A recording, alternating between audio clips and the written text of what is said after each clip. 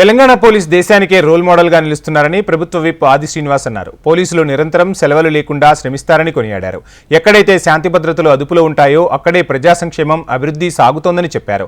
రాజన్న సిరిసిల్ల జిల్లా కేంద్రంలోని జిల్లా పోలీస్ కార్యాలయంలో పోలీస్ డే వేడుకలు ఘనంగా నిర్వహించారు. పోలీస్ విభాగాలు, స్టాల్స్, జాగిలాల ప్రదర్శన ప్రత్యేక ఆకర్షణగా నిలిచాయి.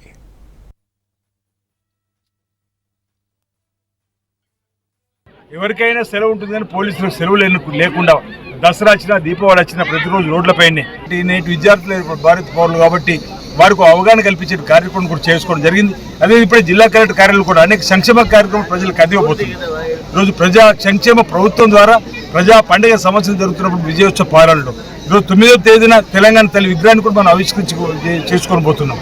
గత ప్రభుత్వం సంవత్సర కాలంలో తెలంగాణ తల్లి విగ్రహాన్ని సచివాలయం లోపల ఆవిష్కరించుకుందన్న ఆలోచన రాని సందర్భం అయితే ఈరోజు గౌరవ ముఖ్యమంత్రి రేవంత్ రెడ్డి గారి నాయకత్వంలో తెలంగాణ తల్లి విగ్రహాన్ని ఆవిష్కరింపజేసే కార్యక్రమంతో పాటు అంటే 7 లక్షల కోట్ల అప్పుల్లో గత ప్రభుత్వం ఈ రాష్ట్రాన్ని అప్పుల కుప్ప రాష్ట్రంగా మార్చినప్పుడు కూడా ఏమాత్రం కూడా చెక్కు చెదరకుండా సంక్షేమాన్ని, అభివృద్ధిని ముందుకు తీసుకువెళ్తున్న సందర్భం.